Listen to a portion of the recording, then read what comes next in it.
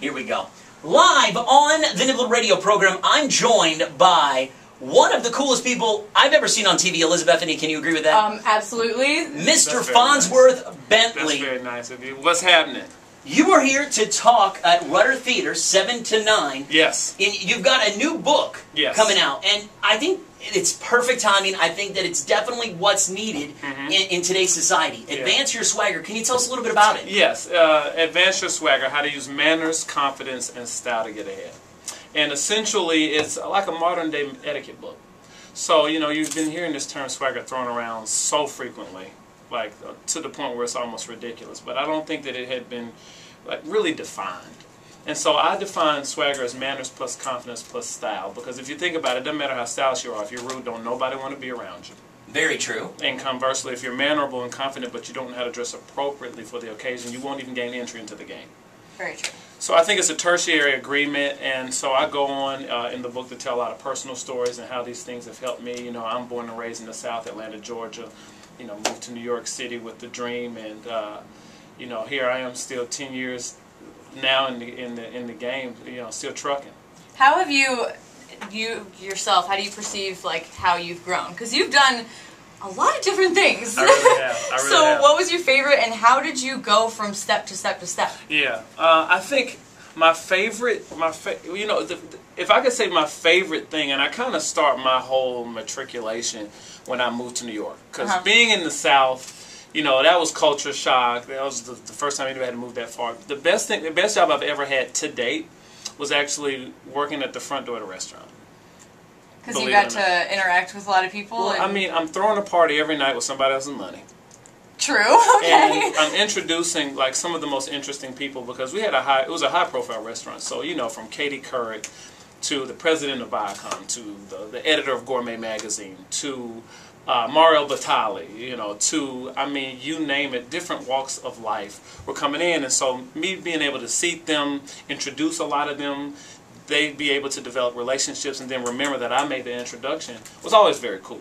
I mean, not to mention just anniversaries and birthdays that come in. I've always been just a very southern, hospitable type of guy.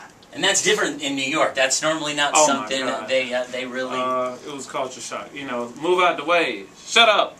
I'm the opposite right now. I just moved from D.C. down here, so now I'm kind of trying to figure out what this whole gentleman thing is about. Yeah. Well, you know, I think it's somehow along the way, you know, some of the, you know, the chivalrous tenets haven't really been passed down from the generations, and so it's been selected out. And so I just want to make sure, because people ask me all the time, like, how'd you, like you said, how'd you get the confidence to move to New York, and then, you know, then to work for Sean Combs, and then to leave that opportunity and step out on your own. And I can really attribute a lot of those factors to the things I say in the book, and so that's essentially why I wrote it. And you're getting amazing reviews, not just from people you know that you've worked with in general, just amazing reviews across the board. I was reading them.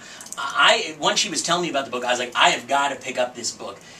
And you're taking swagger and you're turning that word that it seems like in a lot of the hip-hop community is kind of almost turned into a negative word. And you're kind of, you're saying, hey, let's define it, let's make it something that's way more positive for everybody. It's true. There's a standard, and, you know, very quickly, you know, we can easily take words, and I think sometimes they become negative because it's just kind of funny.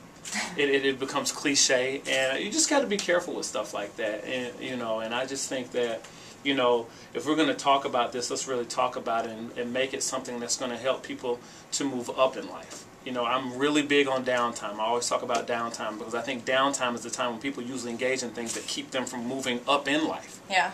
And so, you know, with your downtime, you really want to micromanage that, and what are you doing? And so, you know, it may not seem like the coolest thing at first to be reading a book on etiquette, but when you find out all the things you didn't know and how they help you to move forward, because we all have dreams and goals and aspirations, and we want to get there. And that's what's going to help now. I mean, with the, you know, the economy, the kind of the way it is. So it could be anything from a job to trying to get a date with that really pretty girl. That stuff, etiquette sounds weird, but it's definitely what you need to advance in life no matter what. Well, the reality is this is a global economy. All right, so we're not competing against anybody at Texas A&M or you know, UT or Harvard. You're not competing against anybody at those schools. You're competing in a global economy, and there's a different level of excellence that's needed today. So any edge that you can have, as soon as you walk through that door for that interview, you need to have it.